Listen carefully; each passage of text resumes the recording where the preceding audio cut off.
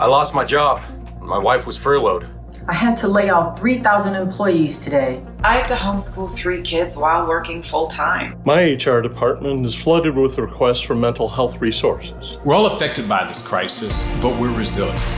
SHRM is working with CEOs, policymakers, HR professionals, and workers across the globe to navigate these times. I'm Johnny C. Taylor Jr., President and CEO of SHRM. Together, we will create what the new future of work looks like.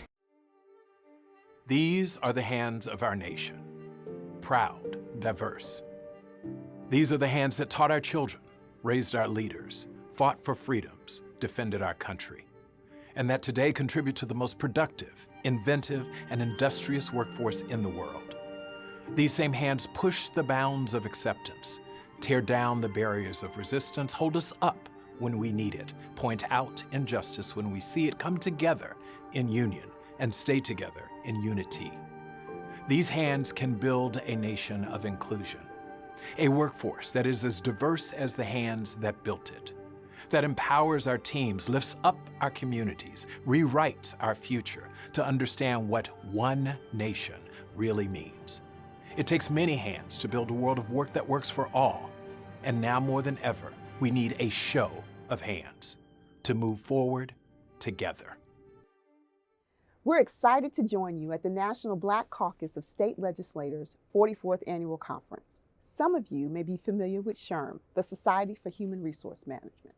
Just shy of 3 years ago, Johnny C. Taylor Jr. became president and CEO. Since then, he and his leadership team have focused on elevating HR professionals, HR the profession, and HR as a social force. We've carried that message to SHRM members, CEOs, and to policy leaders like yourselves.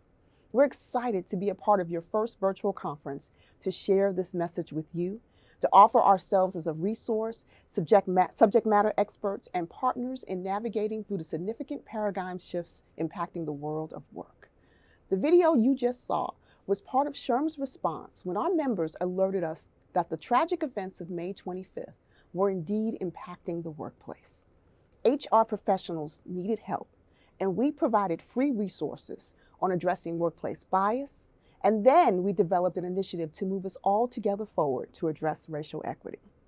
Johnny, we've been busy over the last few years, and it's a rare occasion where we can actually sit down together and reflect on our work. Between our plexiglass, of course. Yes, between the plexiglass. That's right. But those 6 weeks following May 25th were among our most intense. Yeah. Can you take the audience inside this call to action and the origins of SHRM's Together Forward at Work campaign? So Emily, you no doubt know, you sit right across from me in the office. We share an office suite.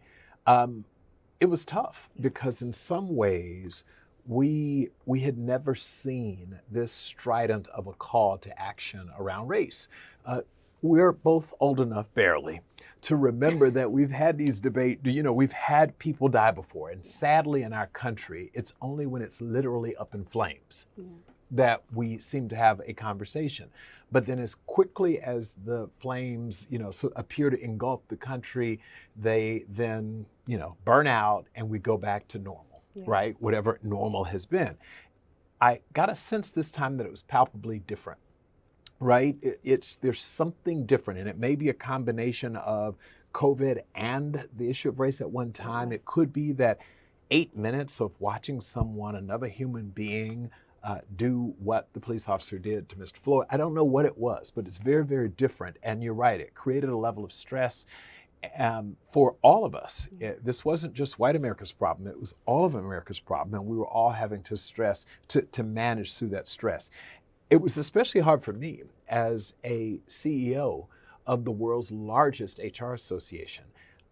I am that, but I'm also a Black male who has experienced, personally knows what it's like. And so all of these emotions at one time were, how do I respond to this, not as the Black CEO of SHRM, but as the CEO of SHRM, and I'm also Black and very proud to be. So a lot was going on, and there were people pulling us at both sides. Some who wanted us to be, take the role on of civil rights organization, which is not what we are.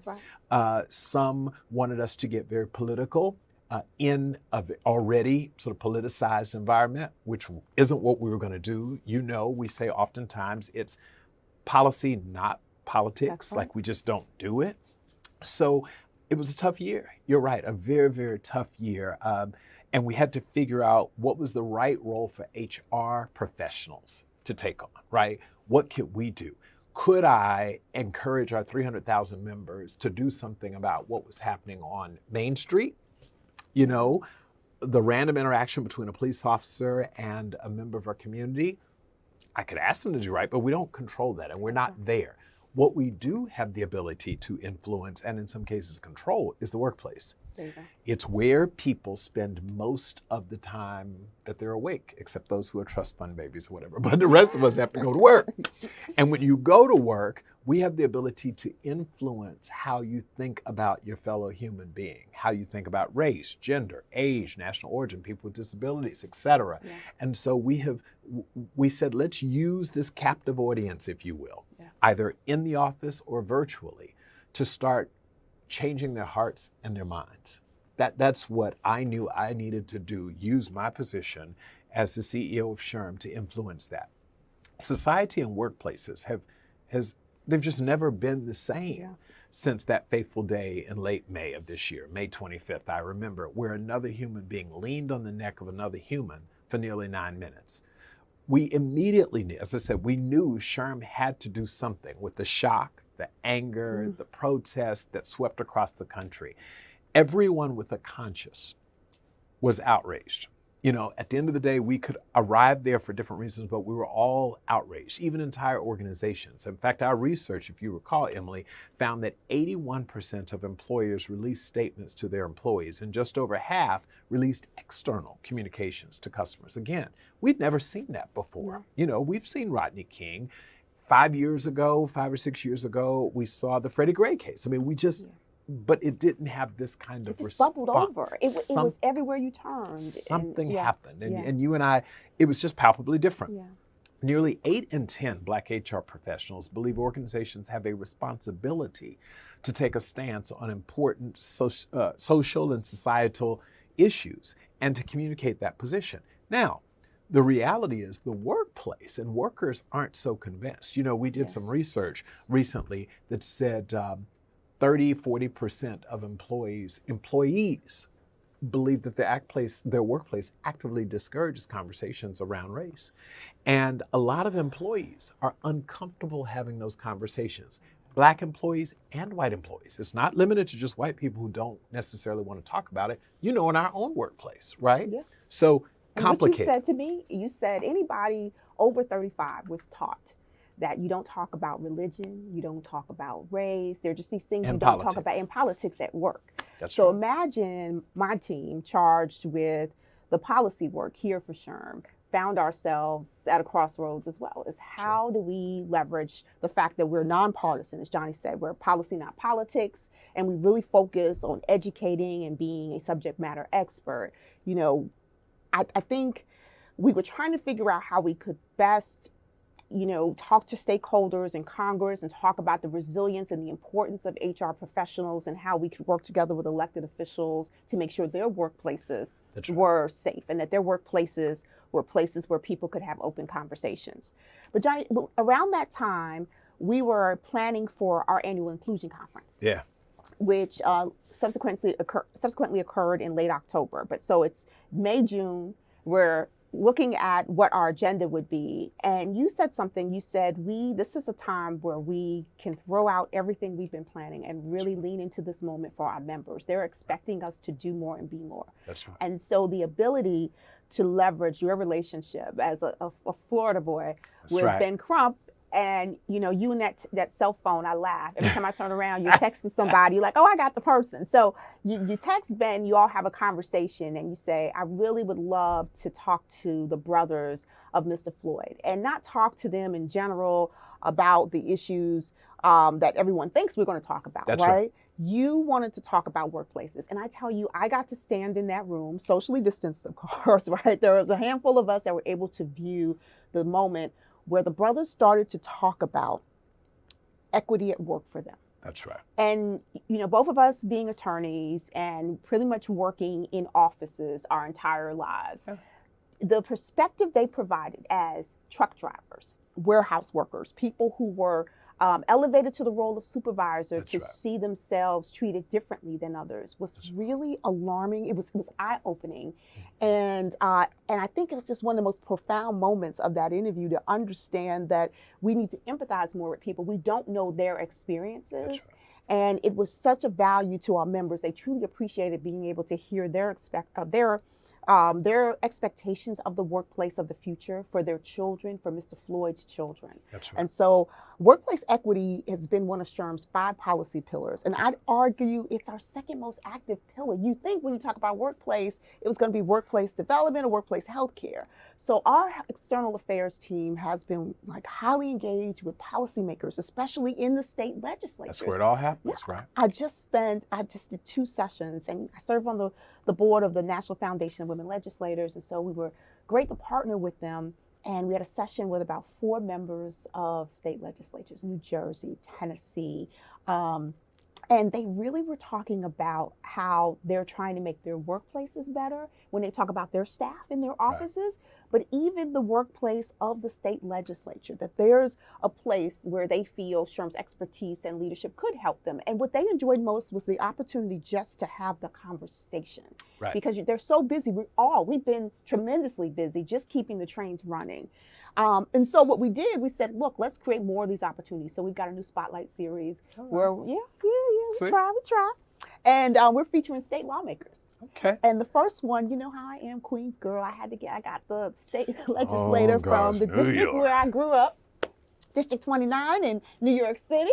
And we had a great talk about some of the issues there, the challenges and the necessary cooperation to create workplaces that work for all in our state legislators. Well, and Emily, if I can jump in there right now, you also know, and this is my colleagues in California, if you're there, if you recall, they reached out to us around Me Too time because too often the state legislators and state government and even federal government are busy telling other people about how they should have safe workplaces and strong culture, but their workplaces themselves aren't particularly good, right? So, because they have all sorts of governmental immunity and all this stuff, they oftentimes are some of the worst places themselves to work, particularly for African Americans. So, I'm glad that, we're preaching to others, but we got to look at the men and the women in the mirror and ensure that we are actually creating a diverse workplace. And you just shouldn't assume that because you're Black that you understand diversity, or that you don't have to learn and deal with unconscious bias coming out of your office as well, to be fair. Those are the sorts of things that I'm hoping that you all will be thoughtful about. Diversity isn't always someone else's challenge. It's all of our challenge, right? That's right. So Johnny, that's a perfect segue to workplace culture and an initiative we launched in September 2019. It seems doesn't even seem that long ago, right? Like 5 years ago. Called Convos and Coffee. And so we've got a video that's gonna show you what that initiative was about.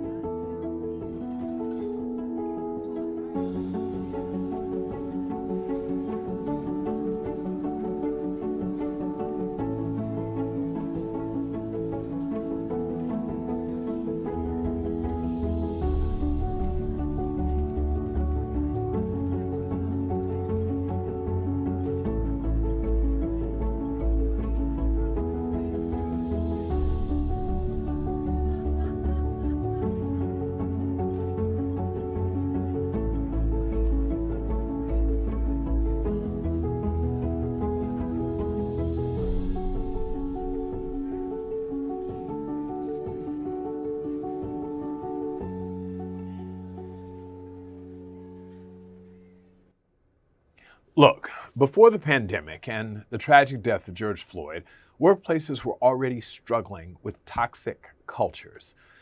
Only 38% in SHRM's research of American workers are very satisfied, and nearly 1/2, 50%, have thought about leaving their current organization, according to, again, our research. One thing that's very interesting, people were not necessarily leaving jobs or their employers. They were leaving their managers. 76% of American workers say their manager sets the culture. Notwithstanding what the organization says it is, you experience work through your individual manager or supervisor. And 58% say their people manager is why they left. This cost American businesses, for those of us who are motivated by dollars, and there are a lot of them, $223 billion. That's with a B, over 5 years. This turnover that's related to poor people management.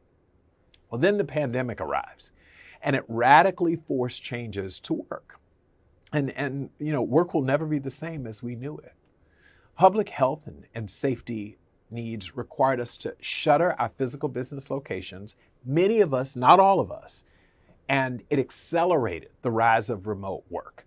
Again, I want to make a point here that still somewhere between 40 and 50% of employees, Emily, if you recall, were essential. They never got to work remotely. So sometimes when I hear the media says everybody's working remotely, no, there's been an acceleration, but a lot of the American workforce continue to work in the workplace as we know it. It's important to note that there are serious challenges, however, for those who did go home to work. We think it's all great news, but there's some negatives associated. Right. You and I know there's slumps in innovation. We're not getting that dynamic in the office where diverse groups of individuals strategize, collaborate, socialize, and they turn an idea into a solution factory. That's what happens at work.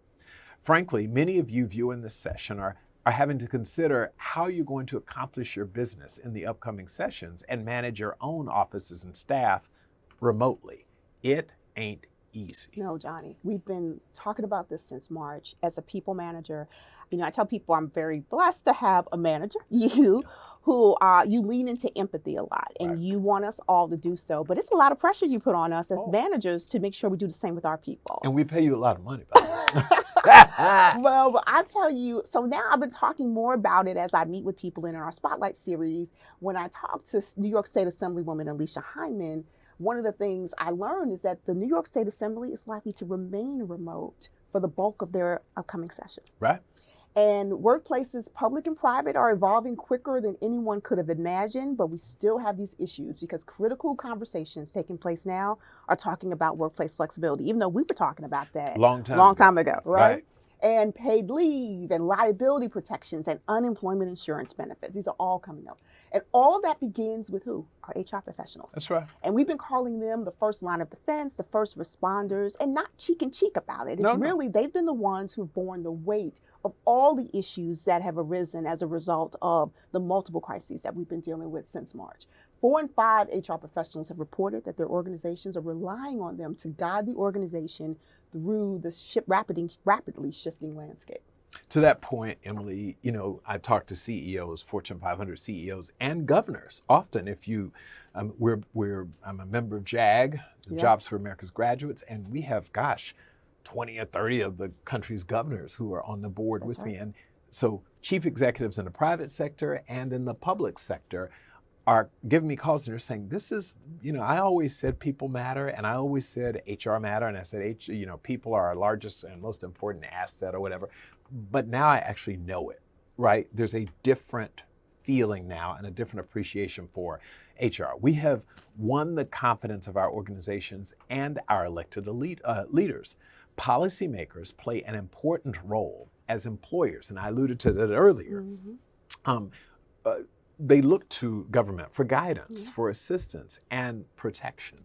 We use that word safety a lot, but that's what it's about. It's about protection.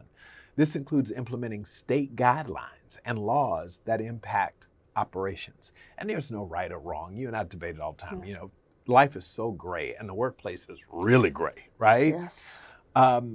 Policymakers help, and we rely on them to invest in programs, resources, and opportunities to assist in trainings, because a lot of folks are doing what they do not because they are bad people, they just don't know any better. I learned that early in my days doing sexual harassment work. Real bad, but sometimes just an out-of-place statement. Yeah. People don't know that it's inappropriate, and so we have to educate them to not only improve workplace culture, but to provide workers the best chance of filling available jobs. Yes. And notwithstanding the fact that we have higher unemployment than we had 8 months ago, Yeah. there's still a war for talent. Yes, sir. There's still a skills gap. And so we've got to be very, very cognizant of this. Your external affairs team has done a terrific job and doing terrific work, energizing organizations and legislators across the country to frame and contribute to the dialogue on the future workplace. And the funny thing is, the future workplace is now. now. You know, 9 months ago, if you had asked me, how could we move people home to work remotely for something short of a hurricane, a quick national disaster, we'd say, natural disaster, I should say, we'd say, we can't do that That's that right. quickly. We need to study it. We need to analyze. Guys, almost over a week, overnight almost, we decided people work in the office. Now they don't. This is especially important because we are experiencing instability in our economy right now. Unemployment is hovering around 8%, but remember, it was 3.5% Yeah, that's a big jump. in February. Yeah. And it's a sharp contrast to where we were, but it is our reality. We know this will turn around, and the competition, as I said, for talent will return to center stage. We know it because the birth rate, the reality is Americans had fewer children. And as a result, you know, there's just going to be fewer people coming through the system to be in our workplace. And sure, there's AI, and sure, there's automation, and there's all of that stuff. But we require, in a knowledge-based economy, you require people, highly skilled people, more highly skilled than in times past. And that means diversity, equity, and inclusion, as we're now DE&I, will become even more important to the workplace. Sure will. The workplace needs work. SHRM research shows 1 in 5 American workers have left a job due to toxic workplace culture.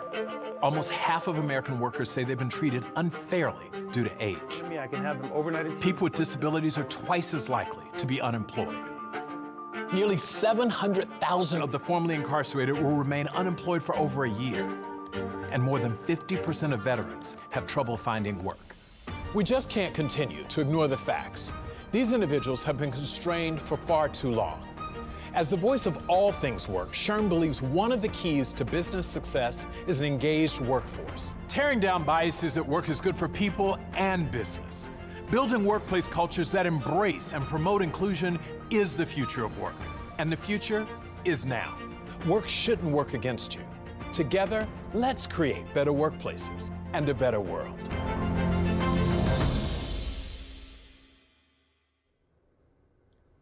SHRM has launched several initiatives that focus on untapped talent pools. The Veterans at Work Certificate Program through our SHRM Foundation, Employing Abilities at Work, our Disability Employment Initiative, also through the Foundation, strategies for engaging and retaining older workers, and individuals with a criminal work record. That's been called our Getting Talent Back to Work initiative.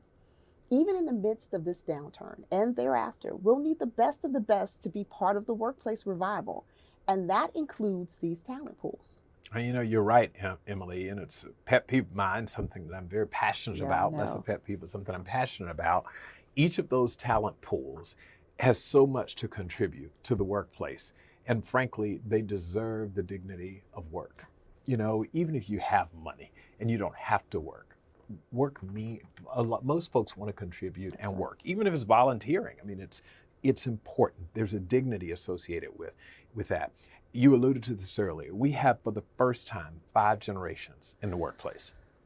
The silent generation, baby boomers, and silent or traditionalists, because sometimes they're not that silent, right? When you think about voting, that's who votes. But the silent generation, the traditionalists, baby boomers, Generation X, millennials, and Generation Z. So all of these people, and there's just some conflict in the workplace, inherent conflict, because they see and experience the world differently and their expectations of work. Each generation has a distinct set of values, experiences, work ethic, work behaviors, expectations of leadership views, and so on. With that in mind, what we know, though, is older workers bring a lot of invaluable experience to any workplace, and they can help develop and retain talent with that experience. And I got to tell you, there was a time when I thought 40 was old. And now 70 looks young. I mean, it's just the reality. The older you get, keep waking up, as my grandmother would say, and you begin to appreciate how young 70 looks. There you go.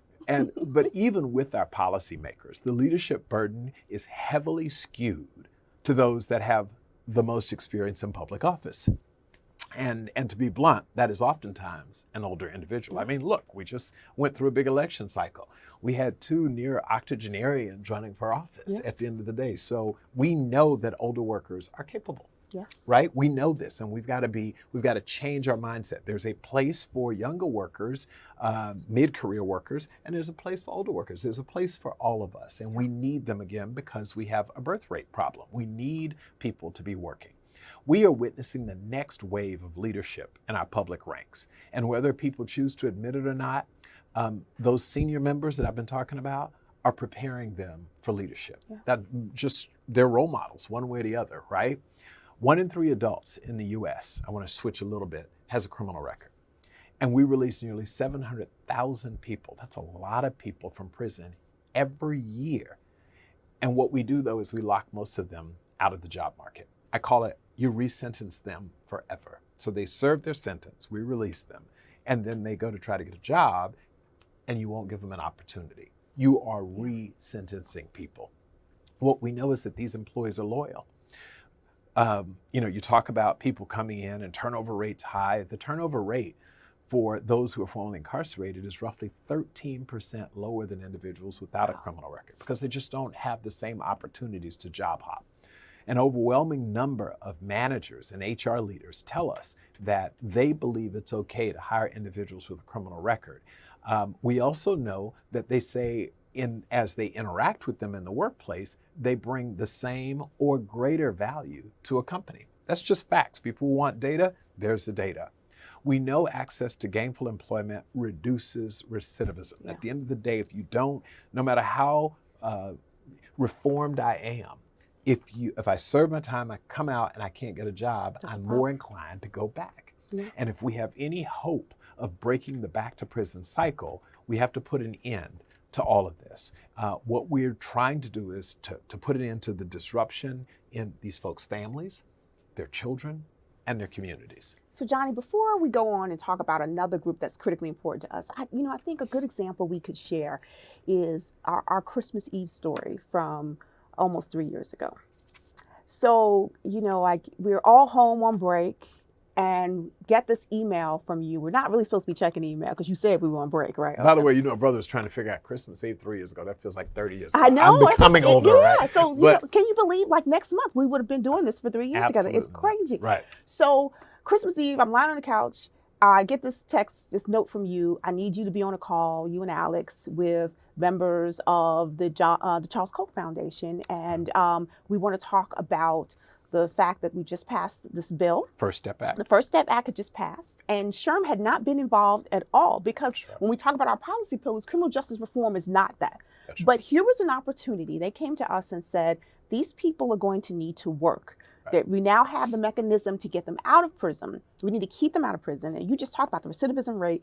And HR, we think, stands right at the center of allowing people these opportunities they need. We've got to get HR people thinking differently. That was I just still think of it now, and I think that's when I talk about policy in action. That's right. That is what our policy people love doing. And that getting talent back to work was just amazing. But you want to talk a little bit about that experience for you? Yeah, you're right. We were all, I remember spending my Christmas Eve when I'm supposed to be packing gifts for my little daughter and putting the bicycle together, which brother, I just finally just paid people to do it because I can't do that, right? But you're right. It was that moment where we said we need to be flexible, we need to be agile, we need to move quickly because there's a sense of urgency. President Trump signed and Congress passed the laws. President Trump signed bipartisan, into law, by the way. Bipartisan. The First Step Act. And we said, so you got all these folks coming out, what are we going to do? It's funny that you mentioned, you made a statement, you used the term criminal justice reform. It was really interesting when I first got the call and they said we have a CRJ effort, what was it? Criminal justice, CJR effort. And I said, well, that's not our work. SHRM doesn't do that. There are organizations that do it. We are supportive of them, but we're in the workplace. And only when we stretched ourselves to say, you're right, we don't get necessarily involved in criminal justice reform. We're a professional society, That's right? right. What we can do is play a role in supporting organizations who do that work. And part of supporting them is to say, okay, you reform the system so that people are not serving inordinately arbitrary sentences. You let them out. Yeah. We then can pick it up from there and say, funny thing, at that time, unemployment was ultra low. We needed people. So we said, we can use our platform to change, again, the hearts and the minds of HR managers, employers generally, employees, because a lot of times the research tells us that the biggest pushback is from other employees. It's not HR managers, because everyone says, yes, hire the formerly incarcerated, but not to sit next to me. Yeah. That's the thing, not in my backyard, right? Yeah. We need a lot of prisons, but not in my backyard. That's right. And that's what we've been working on. So I want to thank you publicly, and that was a big deal for us, but we had to get our heads wrapped around. We are not in the criminal justice reform business. We support others who do that, and then we grab the baton and say, okay, now that you've begun to fix it, what are we going to do with the people who've been impacted by it? It's a good example of using HR as a social force, which is what you talked about as soon as you took over almost 3 years ago. And we've been doing that ever since. And so later on that first year, we're reading the article in the Washington Post about a young woman who has Down syndrome, and she's a lobbyist. And I'm intrigued, as a former registered lobbyist, I think it's great that here's a young woman who embodies everything that a good lobbyist embodies and really can tell her story. And she just happens to have a disability. And so we ended up saying, let's invite her down to our conference in Atlanta. Yes. We invited her down to the conference, and it started a relationship with the National Down Syndrome Society that exists to this day in the form of a commission. Well, before that, you got to remember, you gave them money too. Well, yeah, we did. We gave. She will spend the brother's money. Now, I can tell you that now. That's one thing. I got this great idea. Let's give him some more money. Okay. It was one of the most amazing ways, and our HR professionals loved that moment. I remember standing on stage, and we presented the check to her and the CEO of the organization at the time. And I just thought, this is what we should be doing. It felt so good. And HR professionals love to feel good. They don't get, they're so busy every day doing what they've got to do to actually pause and say, here, we can make a difference. So it was a great event. And what we now know is that the disability community needed us as well. That's right. As a partner, we needed to talk to HR professionals about how you can hire people who are living with disabilities. And that meant that, get it right. Living with abilities. That's right. Employing abilities at work. That's right. Employing living with abilities. We're not focused on the disability. That's right.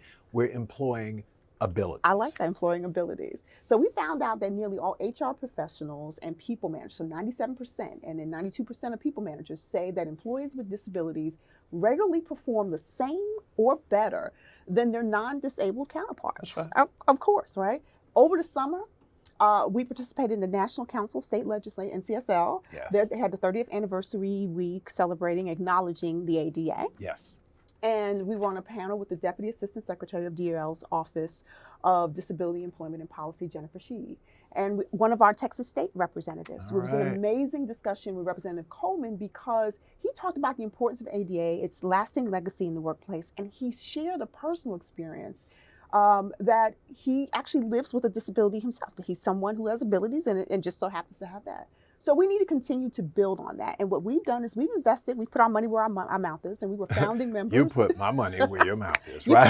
I fight for that budget every year, right? So, and we're a founding member of the CEO Commission for Disability Employment with the National Down Syndrome Society and Voya Financial. We just had a call with them yesterday. Their CEO yesterday. Yeah, that's right. and really just talking more about organizations have got to embrace and invest in people with abilities that happen to have disabilities, right? Whether invisible or visible, they need to strengthen their business, their culture, and create a more productive workplaces that embraces all differences. So here's another good example. And that segues, I think, fairly well into a talented pool of individuals who are the bravest among us, our veterans. That's right. Just had Veterans Day. Thank you for your service. You know, I'm the niece of a veteran. I'm the grandniece of a veteran. And I work with some amazing veterans. I think about Andrew Morton on our team, who's one of the most amazing veterans we know. And he's working with our veterans on certification services now. Yes. But they've invested so much in our country and freedoms. And we've got to do more to embrace them in the workplace and with opportunities. In just 1 year, The unemployment rate among veterans doubled to 6.4%. Yep. Not good. Our Veterans at Work initiative teaches employers how to engage and integrate veterans. It includes a free certificate program. So over this period of time where we've seen more people out of work, we've seen them investing in themselves and their training by getting certificates like this. Also, we provide a toolkit for small and mid-sized businesses on veteran hiring. So it's free, it's available to anyone. And I would even say as you all are thinking about staffing your offices and other key positions in the legislature, then it's free to use, free for your usage. We need to knock down these barriers to employment for all of those talent pools. And it requires a collaborative effort, something you know a lot about. Yeah, and it also means employers need resources and strong people managers to support this diverse workplace. And so again, when we're talking about diverse, we're talking about all of the dimensions of diversity. You've talked about the formerly incarcerated. We've talked about older workers. We've talked about veterans, and the list goes. It is vitally important for all of us to keep workplace culture top of mind. This is, oftentimes they think these are initiatives. It's your disability initiative, your gender initiative. No, it's a part of creating a workplace culture writ large, right? HR has a major role to play during times of unexpected crises, particularly around staffing and workforce planning, training, reorganization, or revising plans and policies. The world's different now as a result of COVID in so many ways, and it will never, ever go back. Organizations like NBCSL and its members play a part in this. You have a major role during times of crisis on how we think about policy, how it impacts workers, and the workplace. At the end of the day, we haven't really taken a serious look and made the sorts of changes we needed to do of the labor code in 70 years. 1938 or so was the real last time that we did it. We did some amendments here and there, but the Fair Labor Standards Act is, in the late 30s. It's been a long time. Employers led by HR are responsible more and more for the health, I want to talk about that, of their workforce like never before. And we're talking about remote work, social distancing, who'd have thought that we'd have a session in the room separated by plexiglass? And we also have to deal with economic stress and how it can wreak havoc on people's lives and company culture. We say this a lot, it's about lives and livelihoods. Not just one, but both of them. I just randomly was asking some of our employees here about, we didn't lay off. We're blessed. We're quite fortunate to be no furloughs, no pay cuts, no nothing. But I was surprised at how many of our employees, I thought, well, you should all be happy then. The number of their roommates, spouses and partners who lost their jobs. So while they kept their job, they had the stress of someone in their home who didn't. And so this is real, and these are our issues. 41% of workers, for all that we talk about high productivity and COVID has let us work at home and you have to get up and dress and put on your makeup and do whatever you do in the morning, 41% of US workers have told us that they feel burned out. They're drained and they're exhausted because when you're working at home, you just keep working. And a lot of them are actually reporting depression at a level that we've never seen before. It's something shocking. These startling numbers elevate the need for changes by employers and changes in state and national policy. We have to have improved access to telehealth and mental health. The idea is, and right here, I encourage all of our employees, don't go to EAP when you're under stress. Why not have a mental checkup annually, just like you do a physical checkup annually? We've got to now begin to help people think differently and respond to the new norm. Everyone here has a unique workforce, Emily. And maintaining a positive culture is important across the board. But what works at your organization may not work at another organization. And so it's critical that you be intentional and be very nuanced in developing and promoting and nurturing your culture and not just paint it with everyone, this is good for everyone, because it's not true. Our diversity is our strength. And it starts at the top, Johnny. Look, I tell people all the time, here at SHRM, your energy allows us to do some things that I don't think, maybe with a different leader we wouldn't be able to do. You're happy, you're like a happy person all the time. I'm a little more of a cynic. It's probably good that we spend a lot of time. We balance we have some balance. It's a hell of a balance, then, I can tell you. But you've also led with empathy, and you've encouraged other CEOs to do that. And I think that's the thing, if you get anything from this, take anything from this discussion, is that we've all got to lead more with empathy. It's hard. We joke about our Gallup strengths. Empathy is number 2 for him. It's 33 for me. So can you imagine? My sister has been really leaning in and hoping that my Emily, performance lean. Come on now. But it's hard. But we've been able to create a unique workplace. Yes. And unique workplaces and unique workforces, as you said, it's just really the leader has to lean in and figure out, and the people managers. Everyone in a leadership role has got to figure out how they can do that. And your legislative offices are workplaces as well. We've said it before, your state capitals, they're workplaces. SHRM works with organizations across the globe to provide guidance and resources to help build strong and positive workplaces. This means listening to employees and employers, having an honest dialogue. People tell you stuff, I'm like, they told you. That's right. It's amazing, right? But you have open doors. And I have empathy. And look, but it's also setting clear and honest expectations. That's right. So while we can empathize with people, right, we know we've got to still make sure that we're getting the work done because it benefits everyone when the organization is doing well. Well, and people often conflate empathy and sympathy. Yes. And they're two different things. That's right. Empathizing is, I'm going to try and walk in your shoes. I'm going to try to understand what you're going through in the morning as a single parent, or as someone who's going through a divorce, someone who's having a healthcare scare. But this isn't a pity party, because all of us have problems. Yeah. All of us have to wake up every day and deal with whatever we think is the biggest thing in the world. And sometimes it's not my employer's issues, they're mine.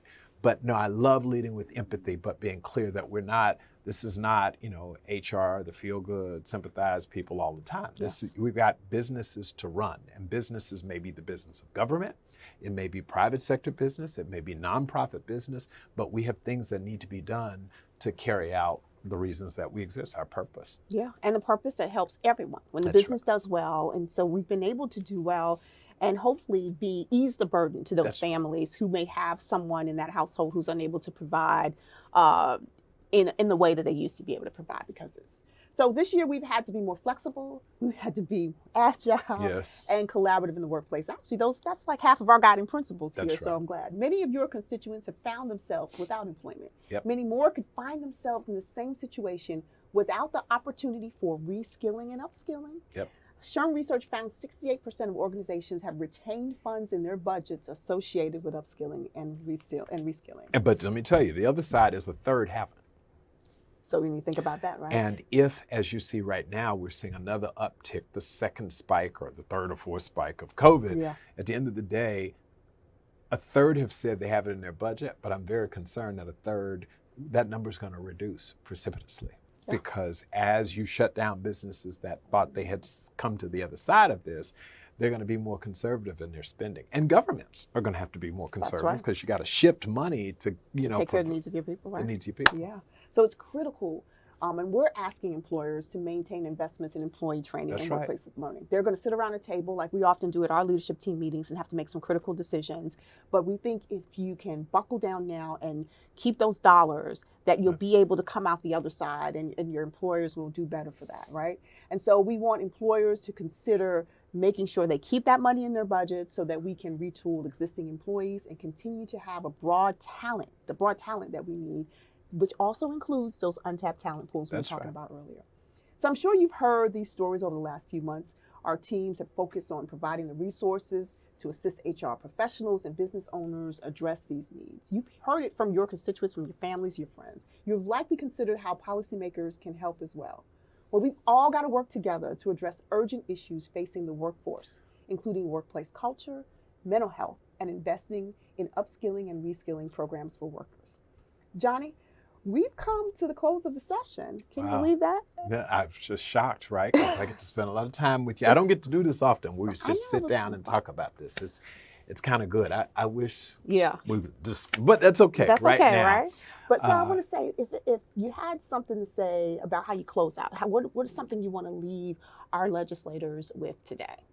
So it is more important than ever, more important than ever for us to work together to create bold, innovative solutions and policies that help your constituents and the communities that those constituents come from.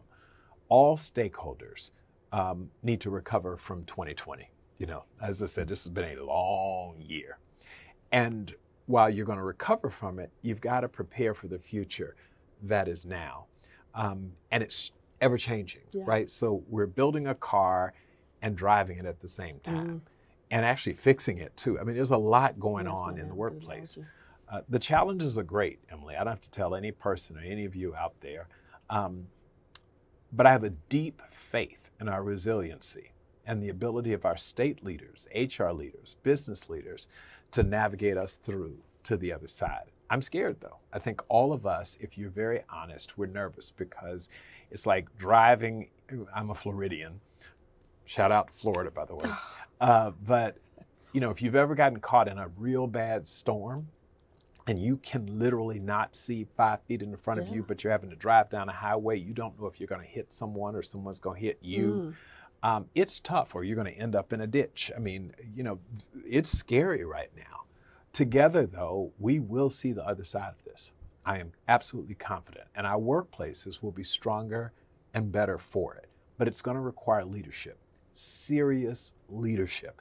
And someone said to me, Carly Fiorina, in fact, sitting in a room just like this, said to me, every leader, every politician is not a leader. We use those terms interchangeably, right? And we say, well, this person's our leader because they were elected. No, they're your politician. They're your elected official. Only some of us are going to lead. And we are going to be the ones who are going to bring the workplace, workers, who are going to redefine work and bring us kicking and screaming into the 21st century.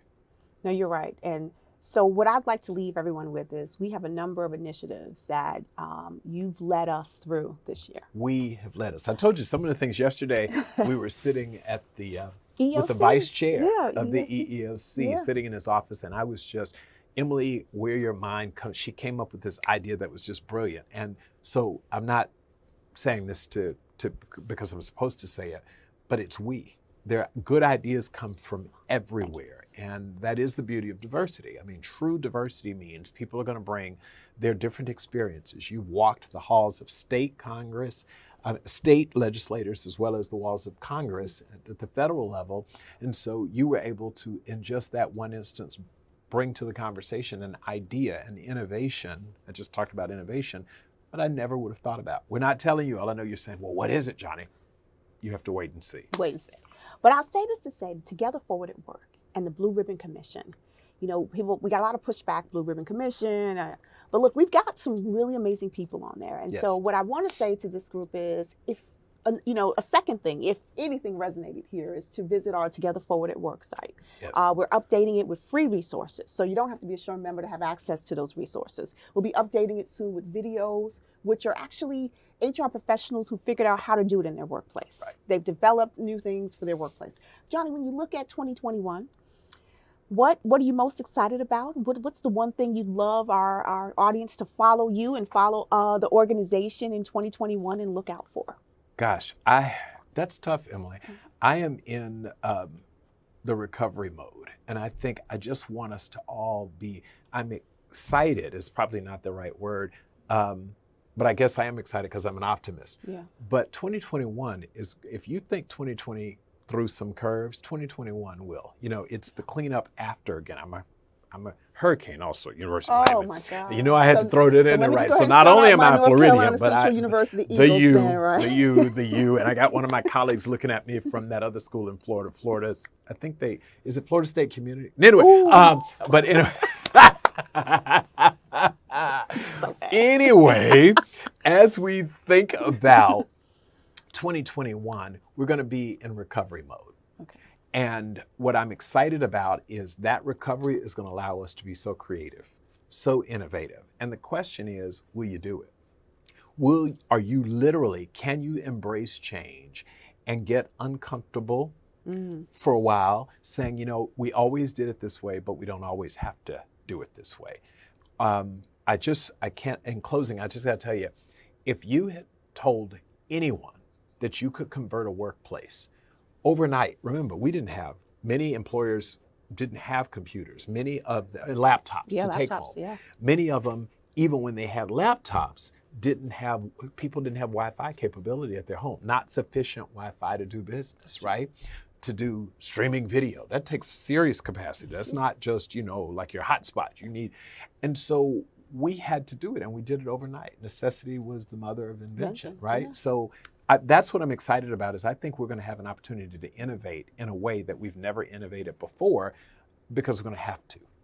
Wow. Well, I'm going to leave everyone with that. I think you're right, which means that I and all the other members of our leadership team got a lot of work, so hopefully we'll get a little rest at the end of this year. But we're here as a resource for you, and we want to thank you again for allowing us this time with you at your conference. Thank you. Our economy is fueled by strong businesses with dynamic workplaces, places where people of all backgrounds create positive change together, where the impossible becomes possible, where collaboration empowers and inspires individuals to reach their full potential, where we are truly defined. Together, we can build a world of work that works for all. SHRM impacts the lives of 115 million workers and their families every day. That is our vision. To drive innovation and creativity, to advocate for better policies, to elevate human resources, to develop people into stronger managers, to transform the workplace with a culture of optimism and opportunity. Still, the workplace needs work. Our research shows the workplace has lost more than $223 billion over the last 5 years due to toxic cultures. The skills gap is a real issue. There are 6 million people unemployed, while 7 million jobs are left unfilled. Nearly 700,000 people are released from prison each year, but are unable to find work. People with disabilities are consistently shut out of the labor market. Older workers and veterans fight biases about their ability to perform in today's workplace. 1 in 5 people leave their jobs due to poor managers. These issues are more than business issues. These are people issues. And no one is more qualified to provide solutions than SHRM. Together, we can build inclusive organizations where all people thrive. Today is your day to build a better tomorrow. By creating better workplaces, we are truly creating a better world.